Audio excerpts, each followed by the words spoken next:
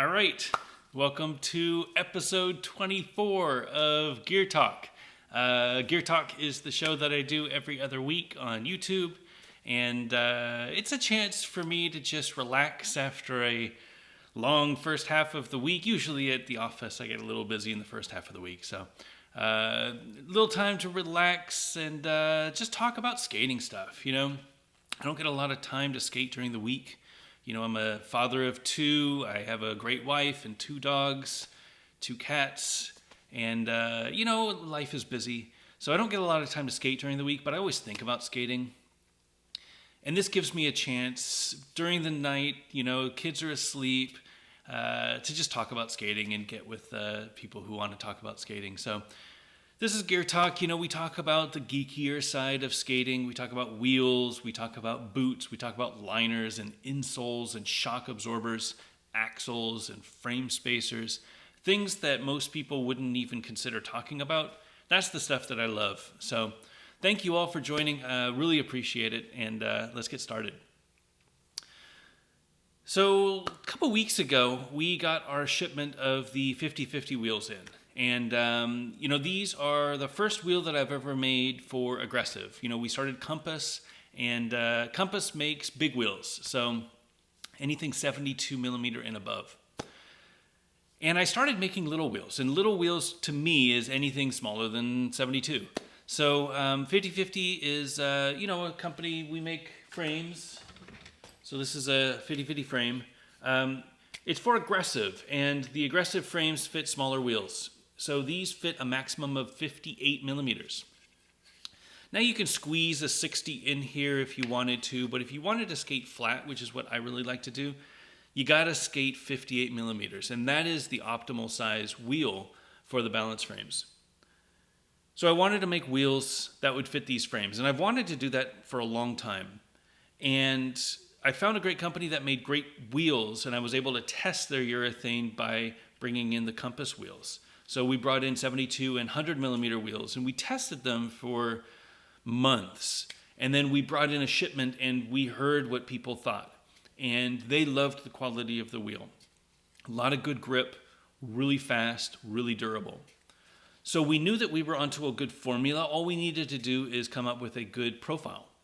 And we decided to look for inspiration in the past, and we found a really great profile that K2 made popular called the face profile. I actually have one of the wheels here.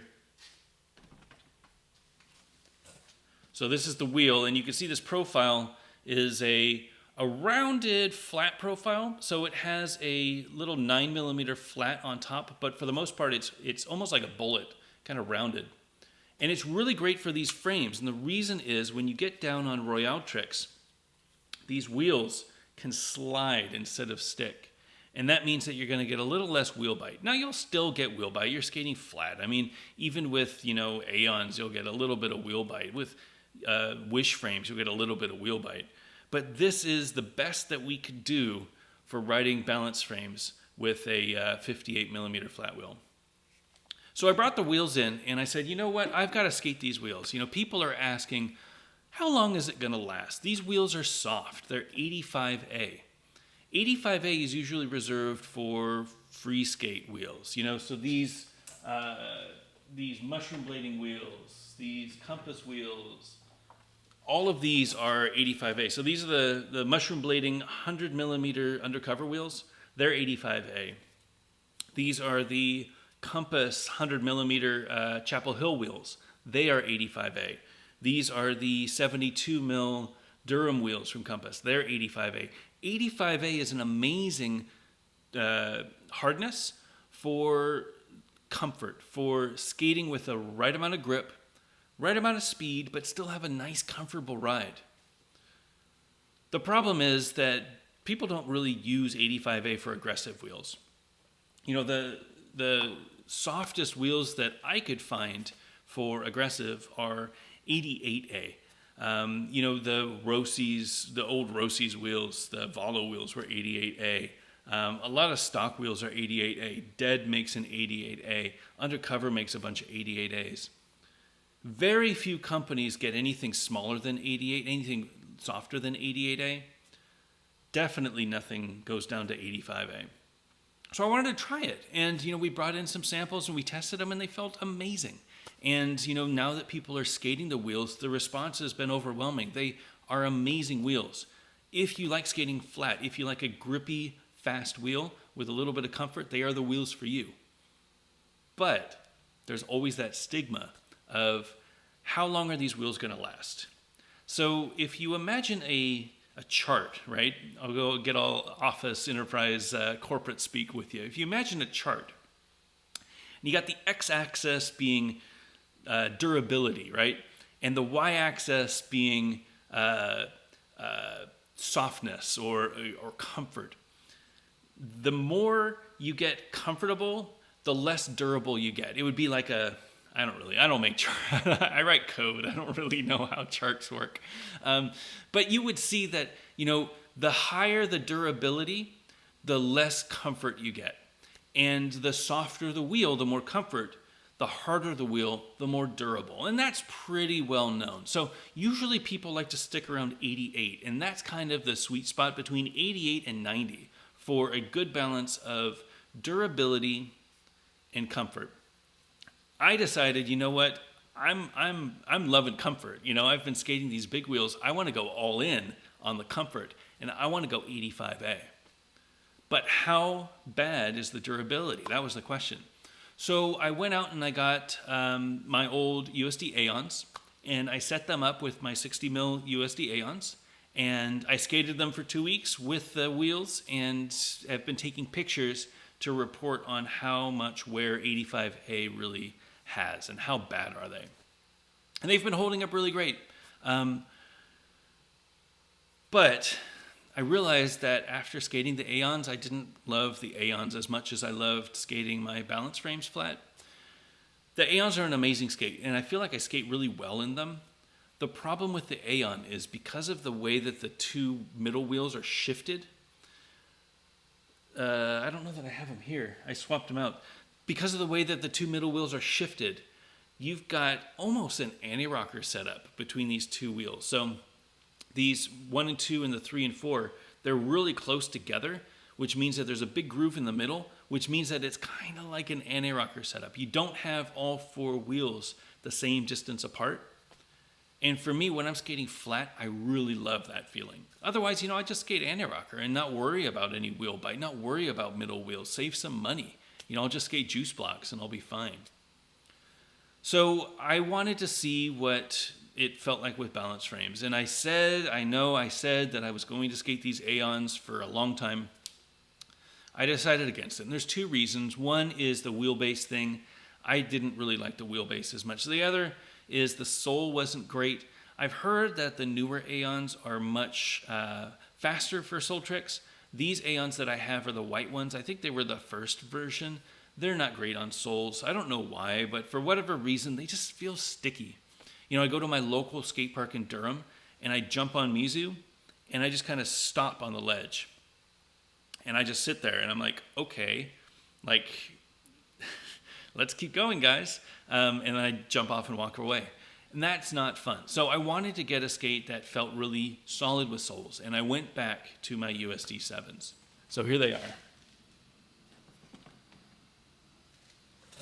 So these are my USD 7s with balance frames with 50/50 wheels. And I absolutely love this setup. I think that this USD 7 is an amazing boot. I've sung its praises over and over. I think I said on my review that this is the best UFS boot that I've found, and I stand behind that. I don't know of a better UFS boot.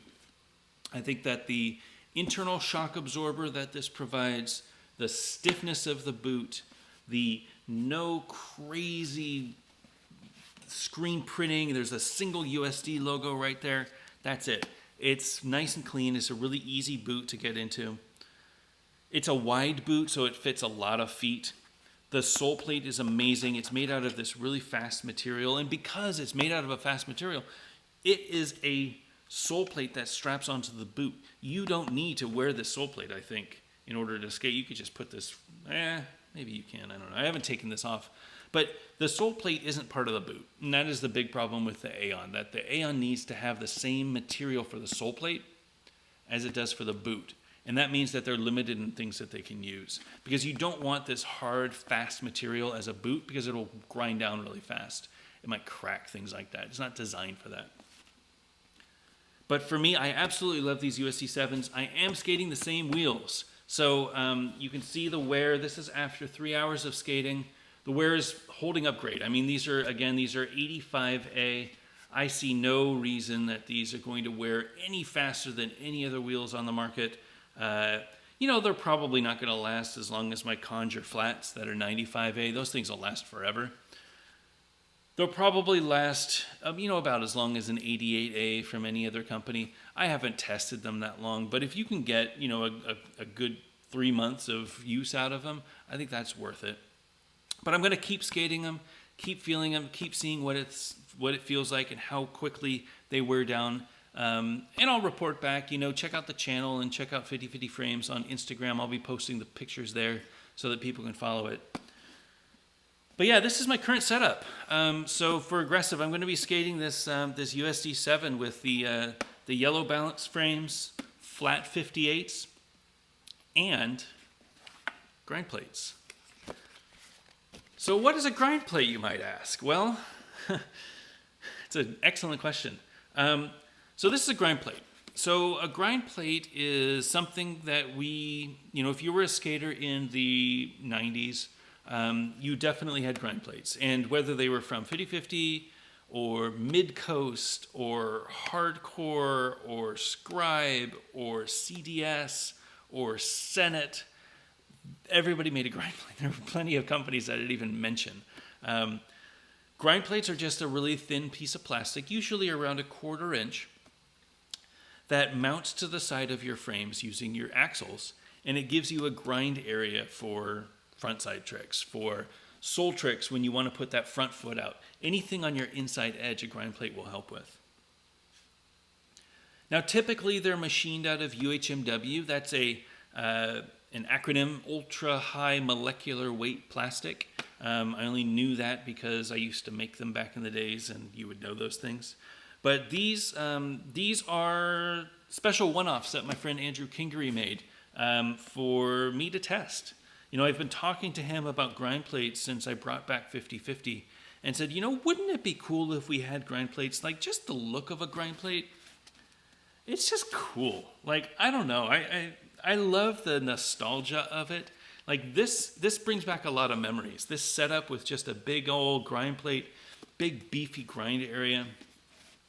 It's really cool. So I skated these grind plates this weekend, and I actually really liked them. It wasn't, I don't know what I was going to expect. They weren't like groundbreaking faster or anything like that. I skated the same ledge that I always skate. I didn't get any wheel bite, but I also chalked that up to these wheels being broken a little bit better. Most wheels have a protective coating or like a layer on the outside when they pop out of the mold. That layer can be a little sticky, so you usually have to wear off that layer in order for the wheels to slide properly. Obviously, you don't have to worry about that if you're skating anti-rocker because the wheels are just hard. They don't care about the layer. They're, 101A or something like that. They're going to slide. But if you're doing slides on street, if you're doing, mushroom blading stuff with wizards, or if you've got tri-skates and you want to do slides, worn-in wheels are the way to go. Take off that outside layer, skate them a little bit, rotate them, skate them a little bit more. Then you'll be able to do slides. I've gotten through 2 hours of skating before I started really grinding with these and not having any squeaks, any wheel bite, any issues. And to be honest, I had absolutely no issues when I was skating, even on backside royales, which is my stickiest, wheel bitiest trick. Because when I jump on a back royale, my body is more on the ledge than off the ledge, which means that I have to really push down on that back royale foot. Otherwise, I'm going to sit on the back of the ledge on my wheels, right? I had no problems. I didn't stick one bit. The grind plates did help. So 2 ways that it helped. One, the angle was much better. So when you jump on sole and you put, your front foot in front, if you don't get that front foot out far enough, you're going to wheel bite. And it's silly to think that you could get a wheel bite on a sole trick, but you can get a wheel bite on a sole trick. I do a lot when I'm doing my switch sole because I don't have the confidence in my left leg that I do in my right. So I don't bend my left leg as much as I do my right, which means that my front foot isn't pushed out, isn't extended as much as it would be on my natural sole. A grind plate stopped me from getting any wheel bite. And the reason was that this material, because it comes out a 1/4 inch, it makes this frame thicker. So instead of getting close to this wheel, I was sliding on the grind plate. It was really cool. So it was a really great experience. I didn't really know what to expect. Thanks, Andrew, for sending them to me and encouraging me to try them. I think that I'm going to stick with them and see if they're worth making.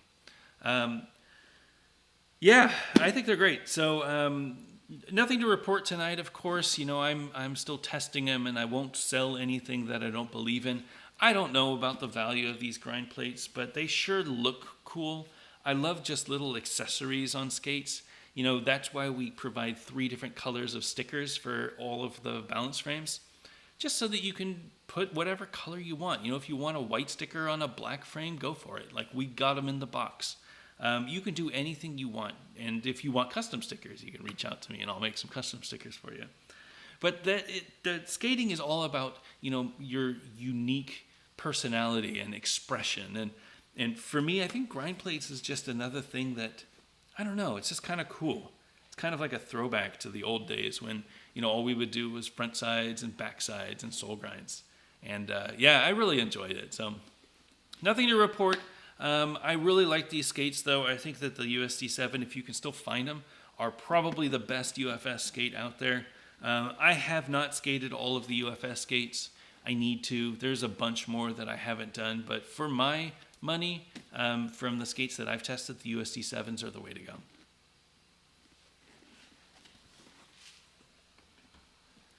All right. Hello, everyone. Thanks for tuning in. I did want to talk a little bit about the history of grind plates, at least from a 50/50 side. Let me get a drink real quick. Just water tonight.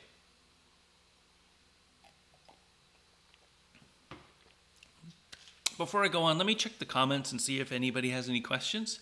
If you have any questions, feel free. This is a live YouTube live stream, so I love answering your questions. If there's something that I can clarify that I speak about, or if there's something on the wall that you want questions answered, please ask. I would love to answer your questions. I'm going to go through and see if there's anything in here.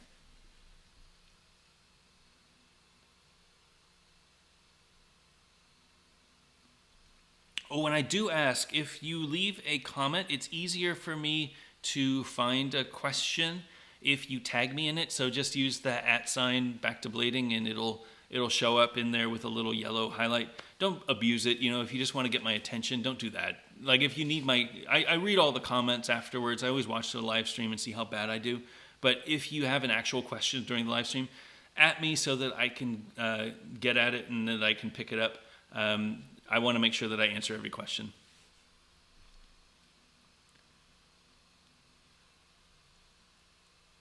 All right, nothing crazy here. So before I get into the grind plates, one of the other reasons, so I said that there were 2 big reasons why I jumped from the Aeons to the 7s. The first, being that I wanted to skate something different. The way that the wheels were set up, not my favorite. Also, the sole being a little sticky, not my favorite. The other reason is the USD Aeon is a really interesting skate. I actually was gifted a pair of Aeons from Powerslide when I did my first review, the Aeon 72s, the gray ones. And I really liked those skates, and I skated those for about 2 months, I think, and really liked them. But I wanted to try the 60s. So rather than getting a new pair of skates, all I did was get replacement shells. So the Aeon is the same skate for the 60, for the 72, and for the 80. The only difference is that sole area. And that sole area is, the part of the boot as well as the frame. everything else is compatible. So you can shove your liner in there, your shock absorber, your insole, your cuff bolts, your cuffs, your 45-degree strap, your axles, everything else fits. Obviously, the wheels wouldn't fit.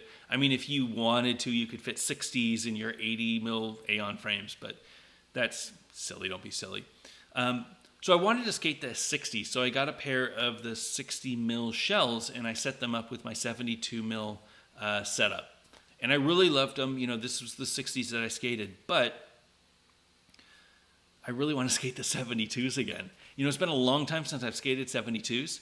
I love the Compass 72s. I love skating them on the Kaiser level 3 ones, and I wanted to skate them again. So, here we go. Don't fall on me. So I set up my Aeon 72s. These are 72 mil Aeons with the stock Skinny Boy liner and 72 mil Compass Durham wheels with 50-50 bearings. This is a really interesting setup to me. So, you know, when I first got back into it, I started looking at the Aeon, and I kind of wrote the Aeon off because I wanted UFS. You know, I'm a frame guy. I wanted to ride 50-50 frames, even though, you know, back in those days, you know, 3 years ago, 50-50 wasn't a company. There weren't frames. I still had a pair, and I was like, you know, it would be weird if I were skating aggressive and didn't have 50-50 frames under my feet. So I never really gave the Aeon much of a chance. But when I started investigating a little bit more and learning more about skating, I was fascinated by the Aeon. The fact that they've created a frame that is so low, it feels like, you know, if you're skating a 72, it feels like you're skating a 60. It is so low. The wheels go into the boot. Like, you take out this liner and you can see the wheels spinning inside the boot. That's how low it gets. It's just an amazing design. And for somebody to think about that and say, you know what, we don't need UFS. What is wrong with UFS? Well, there's a bolt. You gotta mount the frame somehow. How are you gonna mount the frame if you don't have a bolt? So if you've got a bolt, you gotta put the bolt somewhere. That's why Wish frames have the 60 mils on the inside and the 72s on the outside, because they gotta get around the bolt. Another way to do it is like the Kaiser Element, these things. These old Kaiser Elements. So they got around the bolt. How'd they get around the bolt? Well, they just made it taller. So this is a max 58, maybe max 60. Could you fit it? No, you couldn't fit a 60. This thing's even rubbing with a 58. So this is a max 58 frame. Kaiser Element, the original ones, the first ones. Max 58 frame. But they made it tall so that you could fit that bolt in there. I don't know. I mean, I think that that's a problem with UFS, arguably, in the way that the Aeon went around it and said, you know what, screw UFS. We don't need UFS. People are replacing their frames. That's great. We'll just sell extra shells. So you grind through this shell, you grind through on your Soul or your Royale or your Groove. Just get a new shell. It's $100. What's the big deal? So I love this, and I haven't skated these 72s in like a year and a half. I'm really excited to skate these 72s. I want to skate fast. I want to do wall rides. I want to do gaps and jumps and stair rides and things like that. I want to do Royales again. I remember having such a hard time getting a Royale on these skates. But I'm so much better at Royales now. Like, I got it now. Like, I lock all the time. I could probably do Royales again. So I'm super excited to skate these. I hope to find time this weekend. I'm going to skate the 7s again as well, but I hope to find time this weekend to skate these. And yeah, it might be a 2-video weekend. We'll see. But yeah, so those are my 2 big skates now. I'm going to be skating the USD 7s with the 50-50 frames with 58 mil flat. I'm going to be skating the 72 mil Aeons with 72 mil wheels flat. Very excited.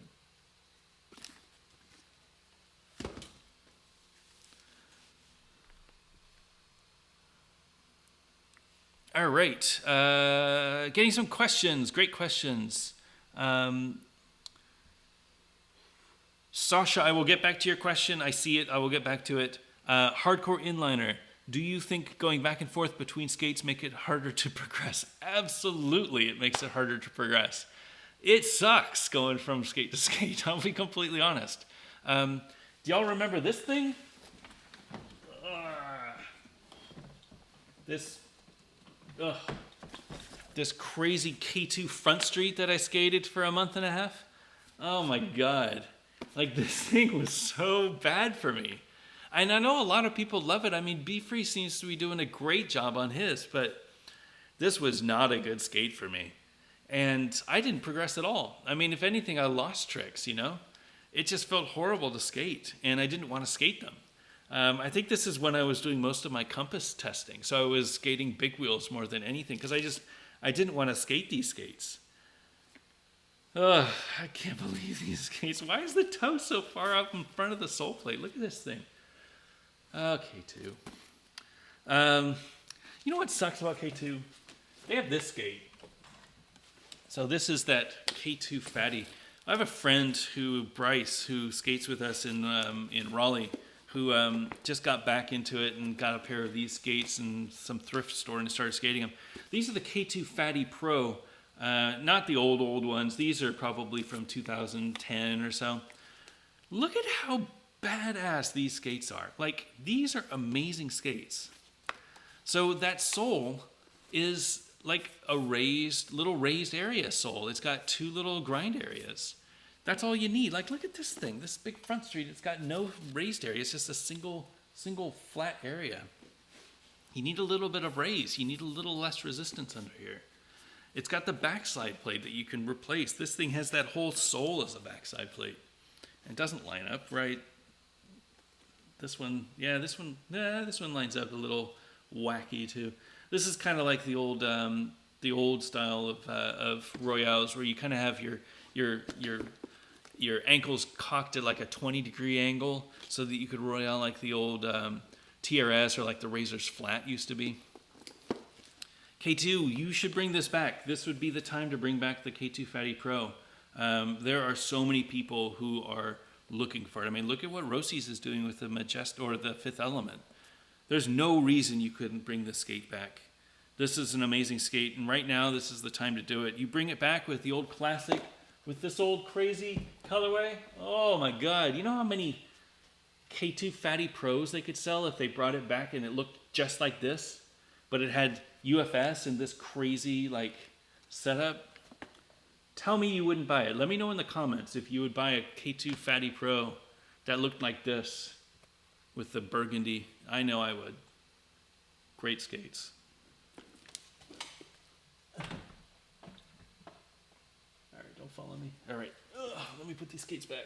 I start getting all crazy, taking things off the wall, and the wall becomes bare, and then it starts getting to be a mess.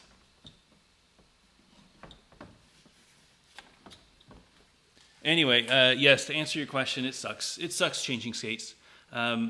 I feel like I'm a good enough skater now where I can do my basic tricks on all skates, and that's why when you see my reviews or when you see my first impressions, I do like the same dozen tricks. I'll always start. I always skate at Durham. I always start by just skating down my little hill, doing a quarter pipe and doing a 180. That tests a lot of things. It tests what does it feel like in transition.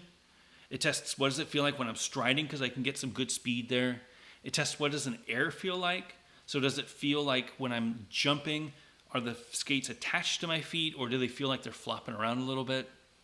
When I land, what does the shock absorber feel like? Does it feel like I'm getting some cushion from a shock absorber, or does it feel like my feet are in pain?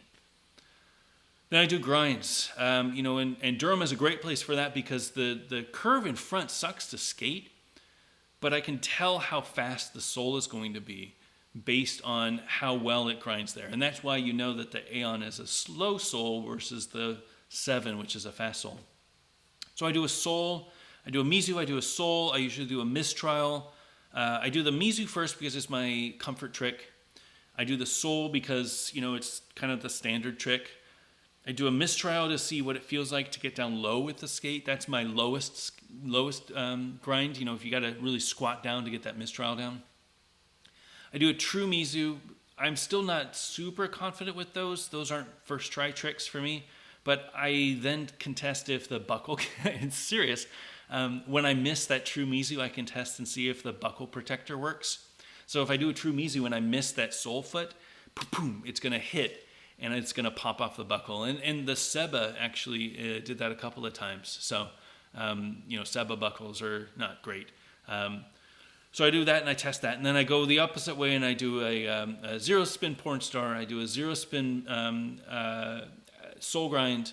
I do a zero spin Mizu, and I do a switch soul. And again, just to feel all of the different soul tricks. Then I do my Royale tricks. I do a front Royale, I do a back Royale, I do a Farve, which is really difficult at Durham. If I can do it at Durham, that means that the skates are really solid. Because there's not a lot of run up. For a backside Farve, you need a lot of speed. And you need a lot of pressure on that front foot. And if you can't get that, it's a good test to see if the skate is up for it. And then I do a back unity now. Back unity for me is kind of a safety trick now, which is funny. But I do a back unity because it's usually just a good squat down trick that I can see how that alignment works. Then I try to do my top sides. Again, I'm not good at top side tricks, but I try to do my top acid just to see if I can do them.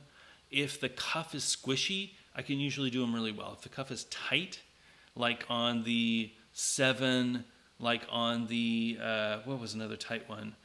The Solo, I think, was pretty tight.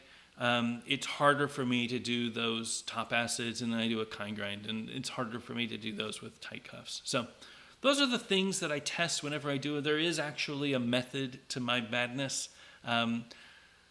Trying to be efficient about things, trying to have a control so that every time I skate a skate, I can test the same things, and I can have a good understanding of what the skate is good at.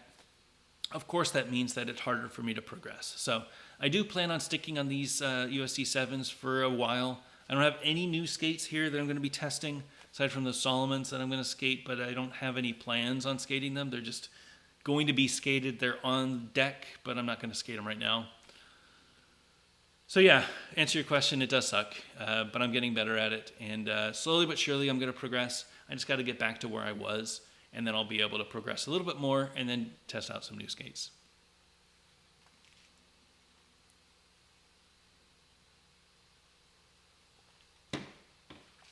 All right, Sasha asked about grind plates.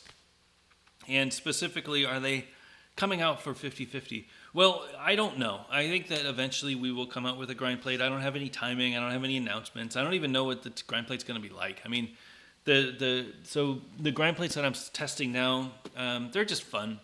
I don't know that there's a huge need to them, but I really like the look of them, and I really like skating them. I'm going to keep skating them, and just, it's just fun.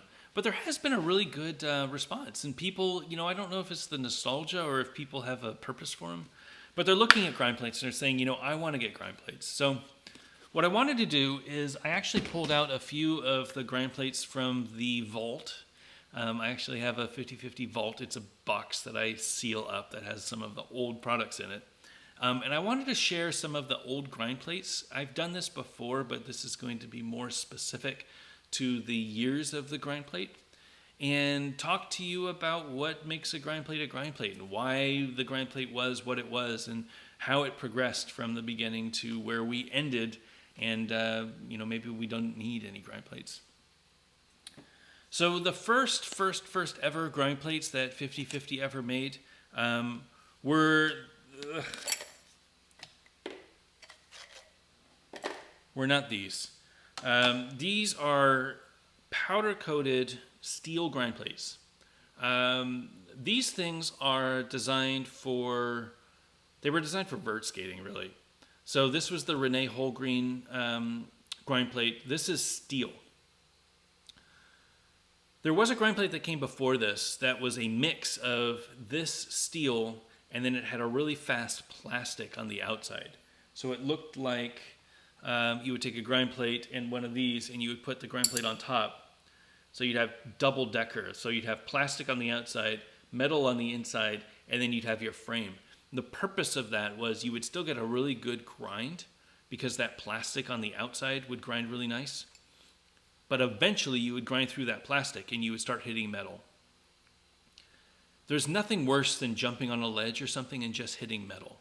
You want to have a plastic grind first so that you can smooth down that metal, slowly taking off a few layers so that it gets nice and rounded. that's where a grind plate really starts to shine. And unfortunately, you can't really do that out of a machine, just straight up. Everybody's skate is a little different. Everybody's style is a little different, so the angle is a little different. So we skated these for a long time. These were really good for vert. If you're skating coping, if you're skating a rail or something like that. Steel was amazing because steel slides on everything.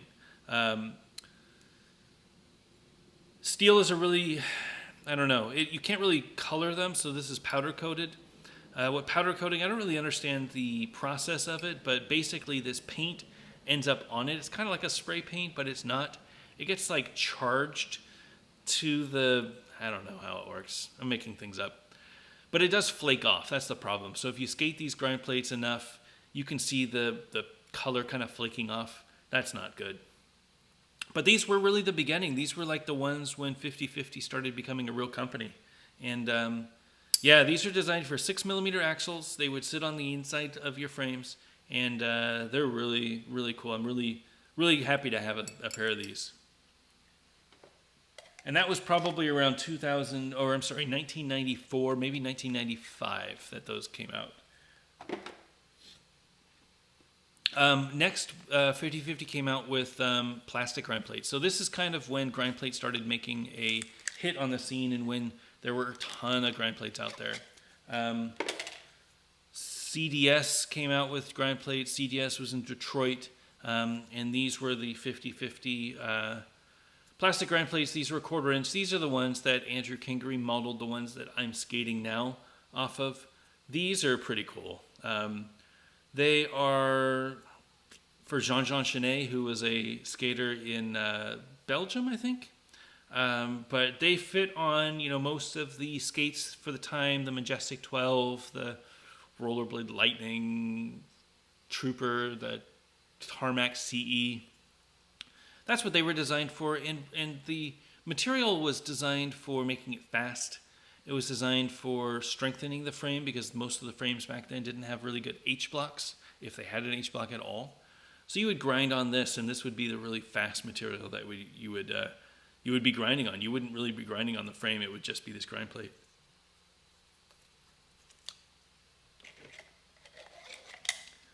So grind plates around that time, this is probably 96, 97. Grind plates, weren't as needed anymore. I think frame technology started catching up. And, you would have advancements like the K2 Fatty, which actually came with 50/50 grind plates. You would have the Rossi's Majestic 12. The Fifth Element, the original Fifth Element, which came with grind plates, but they were Rossi's grind plates. I actually have them. Where's my Majestic Fifth Elements? Oh, here they are. These are the Rossi's Fifth Elements, and these came with Rossi's grind plates. So these weren't machined; these were injection molded, but you can see that they fit right on here. And the reason why they wanted them is because the angle of the grind plate, the angle that the grind plate created, meant that you were able to skate without having any wheel bite whatsoever. Even though these came with 57 mil wheels, you wouldn't have any wheel bite at all if you had these grind plates. They just brought the frame out so that when you were doing grinds, you were grinding here instead of on the frame, and that just meant that you were further away from the wheels, which means that you were further away from wheel bite. Every company had a grind plate that you could buy. Any aggressive skate came with a grind plate back then, which wasn't great for the grind plate business, but it was kind of the sign of the times that, what else was next, what was going to happen. And that was kind of around the time when UFS started coming out. That was around the time when, Shane started coming out with Shadow, which was the first freestyle frame. That's when we came out with juice blocks for the 50/50. And we started looking at grinding and saying, what is a grind plate good for? And we didn't really see the need in grind plates anymore. We did make these Josh Petty grind plates. Again, this was right at the end of the grind plate era. These things were, the same material as before. It's just a red Josh Petty plate. I don't think these sold very well because, again, why would you need a grind plate back then? Everybody had UFS frames. Everybody was skating UFS. And the frame technology was getting so good that they didn't really need grind plates. The frames were getting thicker. The H-blocks were getting beefier. And we didn't need grind plates. In fact, a lot of the frames didn't even allow for grind plates. So these, I don't know if they ever showed these, but I have these Abel Frames. So these are the frame company from Zeekway. Zeekway, old friend of mine who, just an amazing designer. He came up with this Abel frame. And, look at this thing. You couldn't fit a grind plate in there if you wanted to, but you wouldn't want to. It has a grind plate built in. This is the grind plate. This is the area that it grinds. So why would you need a grind plate if you had one of these? And there was really no reason. Also notably, this is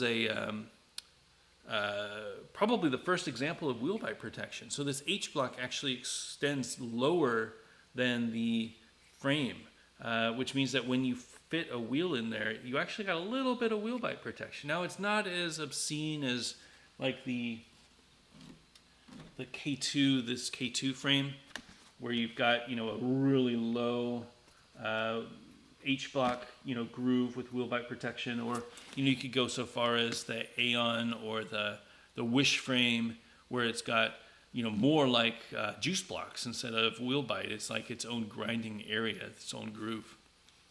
But yeah, this was a pretty progressive frame. I never skated them, but they're pretty incredible. Much respect to Zeekway for pushing the design back then. There was one reason why people wanted grind plates, and that was metal. So Senate came out. So we had the steel grind plates, the really thin 1/8-inch steel grind plates, and right around, when was it? It was probably around 2002 or so, maybe 2001. Senate came out with a aluminum grind plate. And they were the first to market with aluminum grind plates. And I don't have a pair of these Senate aluminums here, but they came out with an aluminum grind plate. And the aluminum grind plate, the purpose of that was just to get back to this grinding, crunchy sound. You would skate aluminum grind plates on street and just chunk up all of the ledges. It was a really bad idea. But that's what skateboard trucks did. The skateboard truck is this rounded truck area. So they modeled their grind plate around that, and it was a rounded grind plate. And it skated okay, I guess. It wasn't great. Where it really shined was park. Skating a skate park, skating rails, skating coping, things like that. That's where aluminum really shined. We realized that at 50/50, and we came out with aluminum grind plates as well. So these are the 50/50 aluminum grind plates. And these things, again, I don't know when they came out. It was probably around 2002, maybe 2001. These things were great. So they were modeled, after the plastic grind plate. 1/4 inch, they had a countersunk area. And I tell you what, you skate these things on a skate park on coping, and you just fly. It doesn't matter if there's wax. We wouldn't wax back then. We wouldn't wax the coping. Like, who waxes coping? Well, a lot of people wax coping now, unless the skateboarder comes after you. So why wax coping if you've got aluminum grind plates? So these things were fierce, and you would jump on those steel, coping and just slide for days. It was just metal on metal. If 50/50 were to come back with grind plates, we would probably look at doing something like this. I can definitely see an aluminum grind plate making some traction in the industry. I don't know if a better word, but I think that somebody would appreciate having an aluminum grind plate. And the reason is, you go to a skate park, if you want to skate a ledge, you could just, skate a ledge, right? If you want to skate coping and put on a grind plate, you take off 2 bolts, you put this on, you take off, you screw it on, and you're done. And that's, really quick aluminum grind plate, you're done. A lot of people are really excited about the aluminum frames, the Sola frame, the Kaiser Element 2, the Akuri frame. There's a few things that they're really excited about. One is the rigidity. And those frames are seriously solid, because they're aluminum. They don't flex. Another is that feeling of grinding on aluminum. And, that Kaiser Element 2 is a really amazing frame to listen to. You don't get to say that very often, but if you listen to somebody doing a grind on that frame, it sounds great. And you could get that sound with aluminum grind plates. So, again, nothing to announce yet. I'm not skating these. I don't know if I'm ever going to skate these. I kind of like having these as freshies, but yeah, we're looking into it. I think, this is summer, so summer is the time for people to be outdoors and skating. Skate street, skate schools, skate your neighborhood, skate whatever. Come winter, maybe we'll do some grind plates, because that's when I hide indoors and I go to my local skate park. And that's when, personally, I'm going to need aluminum grind plates, because I'm going to be skating coping more. And that's probably when more people are. So stay tuned.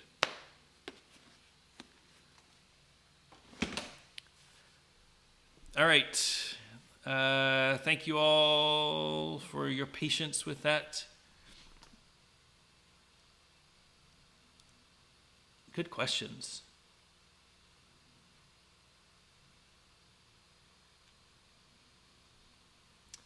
Walter Waitman, how does the 50/50 frame height compare to the Kaiser Slimline 2? I don't have a pair of Kaiser Slimline 2s, so I don't know. I would assume that they're a little lower, because the Slimlines, I think, are raised, just like the Element 2s, just like these.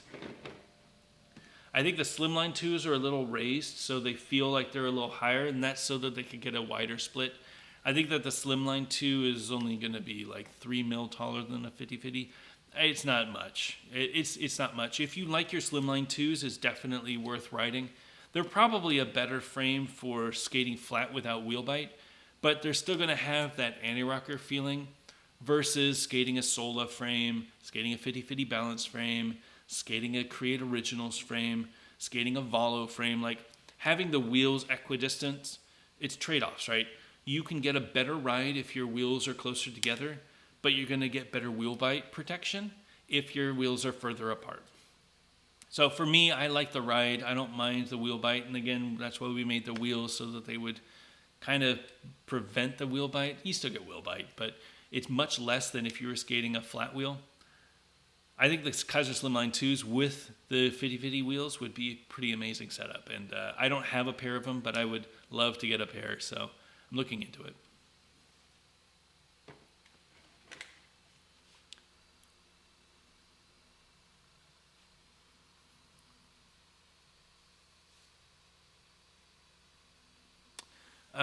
Scott asking about the newer Fatih Pros. Yeah, no, I never skated Fatih Pros. It's just from feedback from people who skated them in the past. K2 skaters were very passionate about K2. It's kind of similar to REM skaters now, who are very passionate about being REM skaters. They love being a REM skater, and they always get on every forum and say, hey, you're getting back into skating, get some REMs.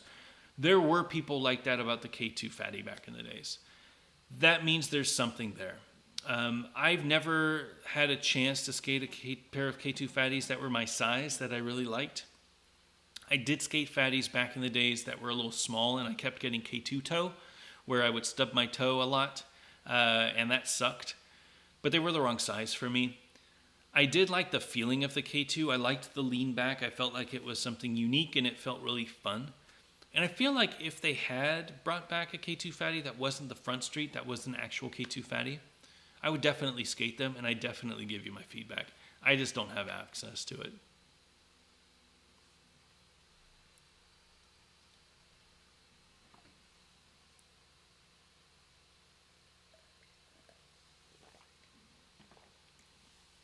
Hardcore Inliner, are you going to be doing a 125 mil compass anytime soon? No, the 125 is a bit of a difficult size. We do have a 110 in testing now. So the 110s will be coming out maybe a month or two. It just depends. Testing is going great. The the formula that we use is solid. You know, it's a really great 85A. It lasts a long time. It's got good grip. It's got good durability. So I don't have any issues with the 110 formula yet. 125s are weird. So I don't skate 125s with anything except for these big boys. And I don't know. I don't skate those very much. You know, for me, a 125 is a distance wheel. And I don't know that that's what Compass is all about. I think the biggest wheel that you want for urban is 110. You know, if you wanted to skate some Kaiser Trimax, if you wanted to skate some Flying Eagle, you know, those are all 110s. And I think that 110 is the right balance. 125 just seems to be sluggish, you know. Getting up to top speed is not as much fun. It is great for skating distance. It is great for skating in a straight line. But I feel like a 110 is probably the best size wheel for the biggest size wheel that we'll make for urban. Again, hundreds are great. I absolutely love hundreds. It's a really good balance of speed and coast. The 110 is a lot more comfortable than a 100, but it's also a little bit more sluggish. It'll have a little bit more coast.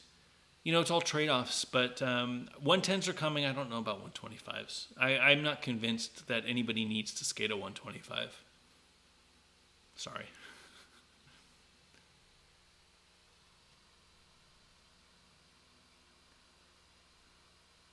Heartland Wanderer, please try to use your influence to convince K2 to bring back the Fatih Pro.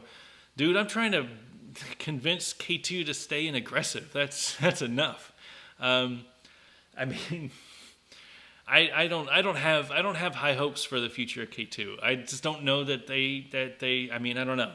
I don't know much about it. I know that at the last trade show at, where was it, ISPO, they didn't have any aggressive skates. You know, they still do recreational skates and fitness skates, but they didn't have any aggressive on display. And that's like, you know, I saw in Lino's video that he's like, where's the aggressive skates? Oh, we have aggressive skates on the website. That doesn't make me feel good. So I don't know. I don't know that they're going to invest in aggressive. I think that bringing back the Fatty would be a good, olive branch, though. I think that people would dig it. I think people would want to try it. Just like they want to try the Fifth Element, even though it's not the old Fifth Element, it's just the styles of, you know, the old Fifth Element. But yeah, I wish that they would do it. I'm more interested in seeing what the 2020 line looks like for K2 and if the Front Street and the Unnatural are in there. not that they have updates, but whether they're in there or not. We'll see.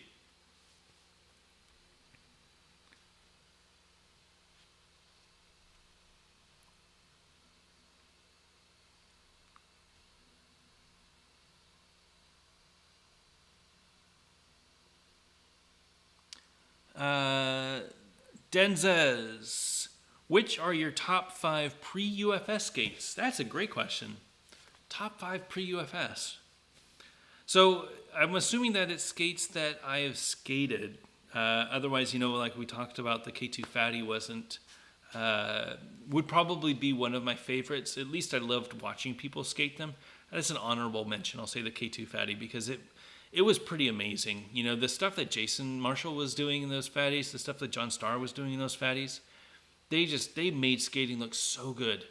There was a style that you would get with a fatty that was just, you couldn't get that style with any other skate. And I absolutely loved it. I wish that they would bring it back simply because I want to experience that. You know, I was hoping that I would get that with the Front Street. Front Street is not the same. It's a very different skate. It's just made by the same company and has a very similar looking cuff. That's really the only thing that's the same. The Fatih Pro was amazing, and I wanna skate it again. So I think the K2 Fatty was probably, you know, honorable mention, one of my favorite pre-UFS. Otherwise, favorite skates, it could go so many ways. So let me list a few that I really liked for the right reasons. I think the Majestic 12 was the first real solid aggressive skate designed for aggressive that I liked. The Majestic 12 was it was the same boot that they've made for years. It was the old rollerblade boot, that you could find on the TRS, but the frame was designed for us. It had a grind plate. A H-block. It looked good. It looked like a solid frame. It rode like a solid frame. It was lower. It was the first skate that you would see people really skate well with. Those were the skates that like Tom Fry and, my partner Jess and John Julio, like Randy, like the amazing skating that was happening back then. That was the skate that they were doing it on. So I think, and I had a pair of Majestic 12s. I loved them. I popped off the frames and put 50/50 frames on pretty early because, we were testing the frames. So kind of cheated with that, but it was an amazing boot. And, the frames were great for the time. So definitely the Majestic 12. Following with that vein, I would probably say the USD Throne. I loved my thrones, the pre-UFS thrones, the original thrones. Where did I skate? I had a pair of Julios, I think. No, they were black, so they might have been Gillens. But again, put on the UFS or the 50/50 frames with the juice system. That was by far, you talk about classic 50/50. That was by far the most memorable setup that people had. I have people sending me pictures of themselves skating the old juice system all the time. It warms my heart. I mean, it was something that I worked so closely with in designing and really just skating to see what would it feel like. Like, how do we make this work on this boot? And that was back in those days when we had to adapt. We had a frame. We had to adapt to every boot on the market. So, we did Razors. We did the Thrones. We did the Solomons. We did Oxygens. We did anything that was available, we would do. And, the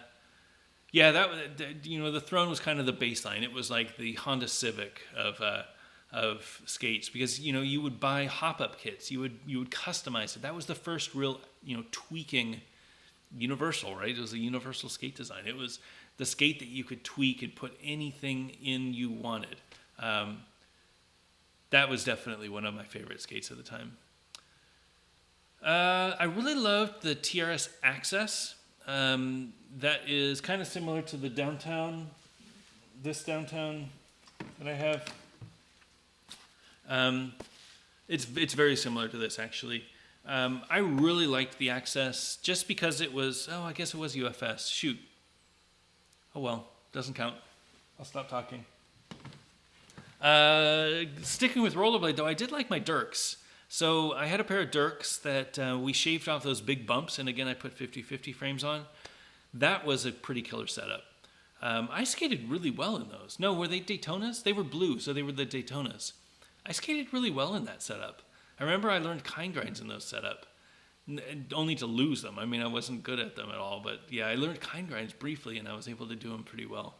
But yeah, it was because of the 50/50 frames. I really liked that boot. It just had a nice wide feel to it.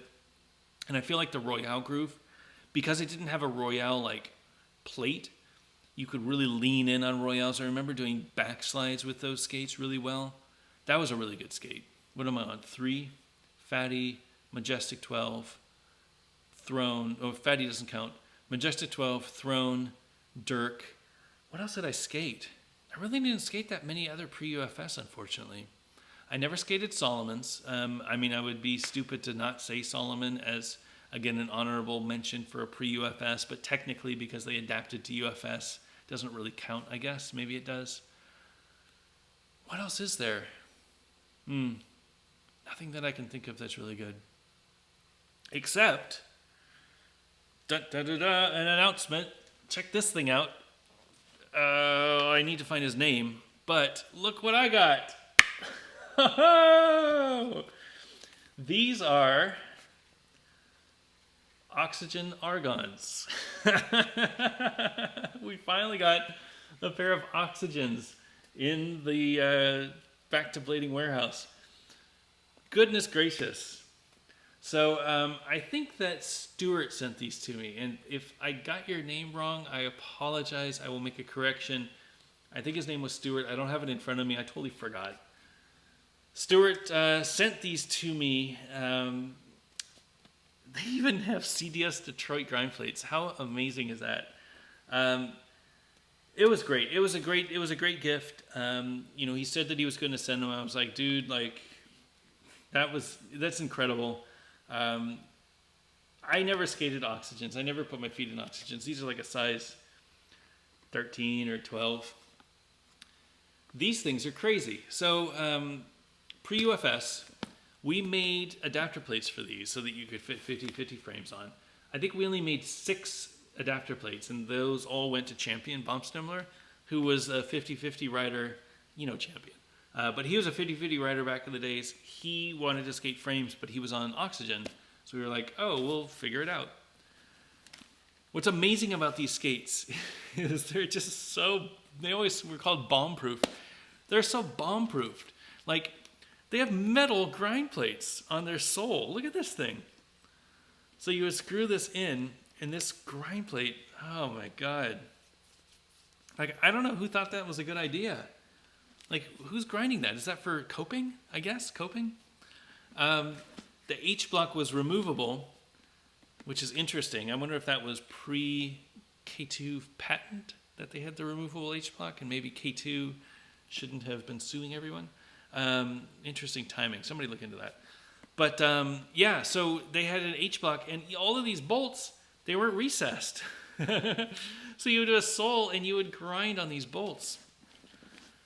So crazy.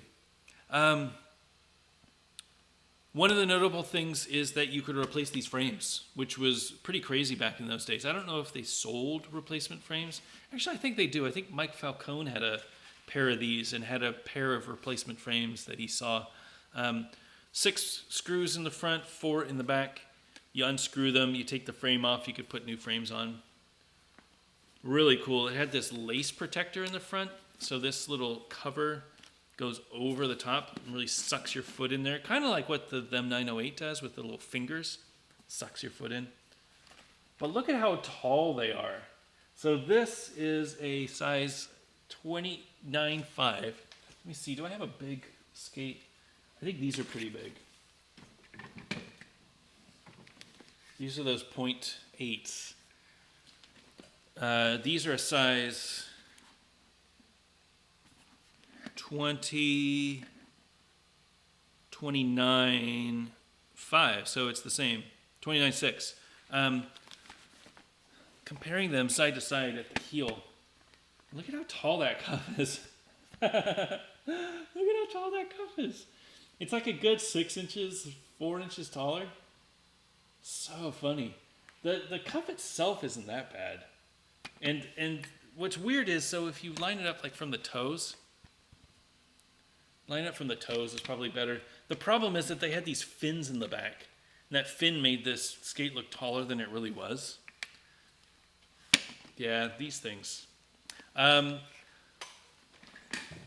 One of the age-old questions about these skates is, oh, they're so heavy. And everybody always says, these are so heavy. How could you skate these oxygens? They're like tanks. They're so heavy. Well, I've got my scale.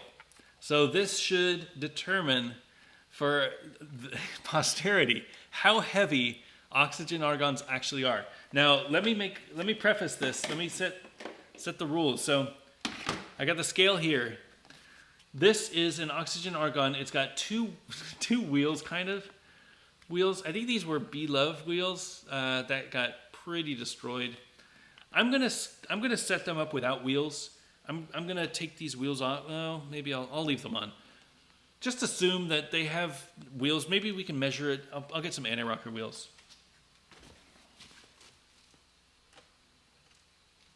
All right, so I'll make it a little heavier because this is really what people were skating back in those days. These are 2 dead 44 millimeter anti-rocker wheels.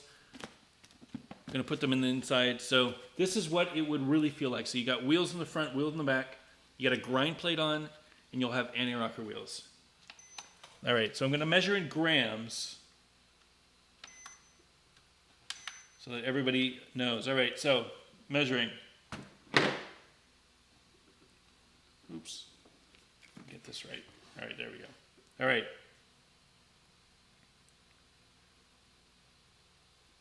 2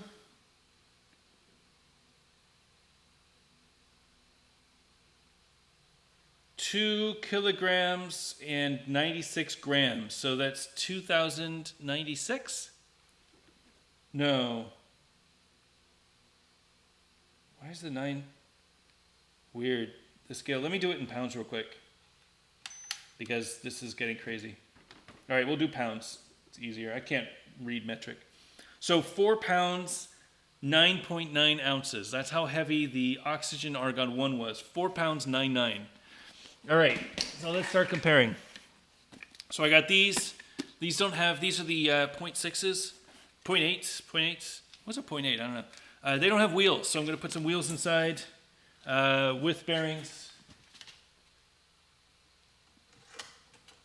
All right, I got my 2 anti-rocker wheels. And then I got 2 sick urethane 60 millimeter wheels, which is probably what people would be riding back here. They have bearings in them. Shout out Kevin. All right, 499 is what we're going for. These are 5 pounds, 1.1 ounces. Somebody writing this down? Let me write this down. All right, hold on. Somebody important is going to need to note this for the future. So oxygens were 499. These 0.8s are 511. All right. Get these wheels out of here. Let's try some more modern skates. These are pretty old and heavy.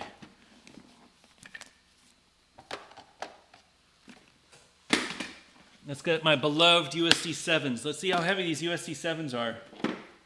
No, I'm not saying that they're light. I'm saying that they're not that heavy. The oxygen argons aren't that heavy. So, USD 7. These are with flat 58 millimeter wheels. These have grind plates on them. 4 pounds, 2.5 ounces. All right, so that's the USD 7. 4 pounds, 2.5 ounces. All right. What else? Anybody have something they want to call out? Let's try the USD 7. I'm going to do 2 more. USD 7. This is a really light skate, so this is going to be a good one. Whoa. 3 pounds, 14.8 ounces. So that is the Aeon 72. 3 pounds, 14.8. All right, and we'll do one more. What was a really heavy one that you thought? We know the rollerblades, K2s. You know what, these Seba were pretty heavy, if I remember correctly. Ugh. These Seba, these are set up. These are great, by the way. These are set up with aluminum ground control frames, 80 millimeter wheels. Let's see what these are at. 4 pounds, 0.5 ounces. All right, so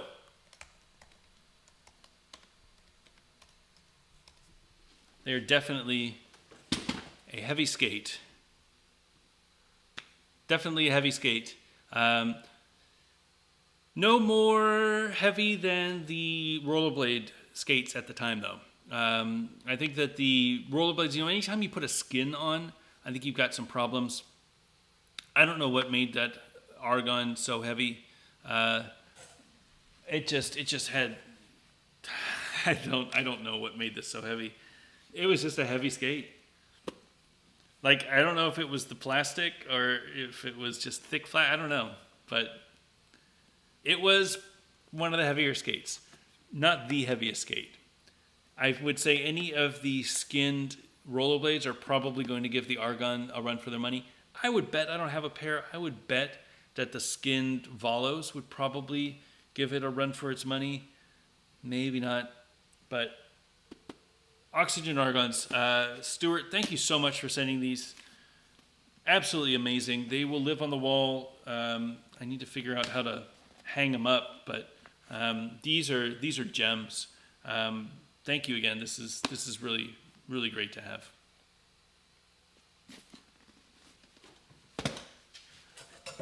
All right. That was a unexpected twist, I hope.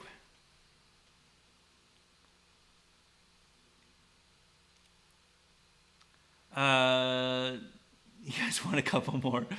The Volo V13. Do I have them up here? I do. The V13s, if I remember correctly, the V13s were pretty light. These are V13s with the Volo frames, which are pretty heavy. Volo wheels and anti-rocker. They are,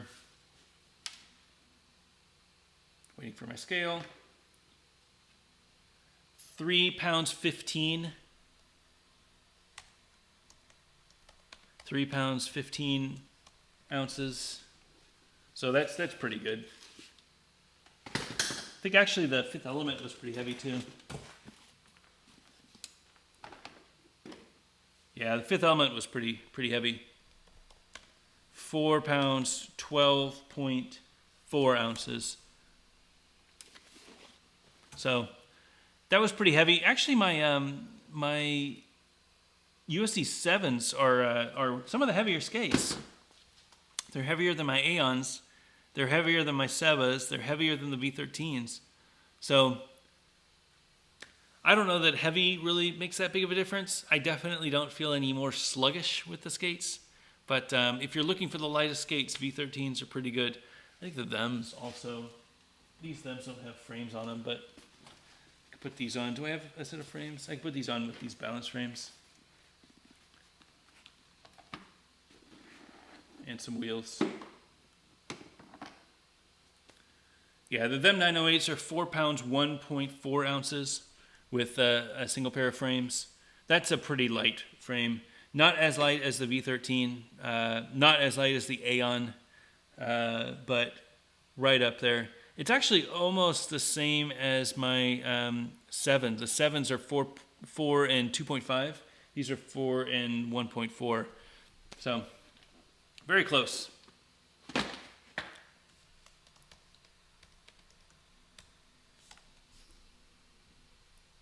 All right, I'm going to get going pretty soon. Does anybody have any other questions that I can get to? Going through the comments to see if there's anything going on. I think I got everything.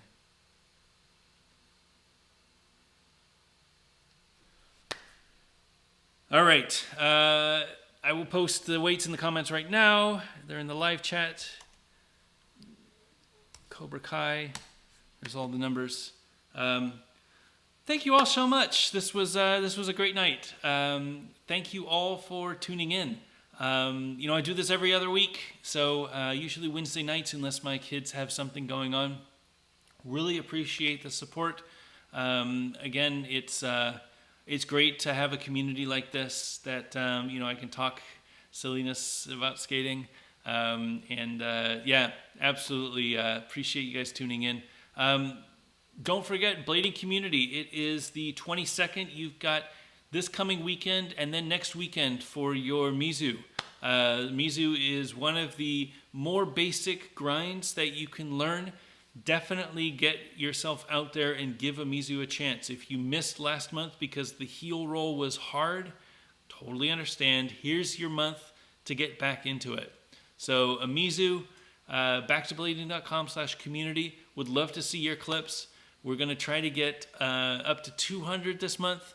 I think we're a little over 100 right now, so we've got some time, but I know bladers are a little lazy.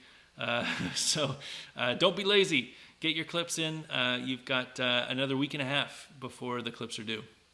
Anyway, thank you all for watching, and I'll see you guys in 2 weeks.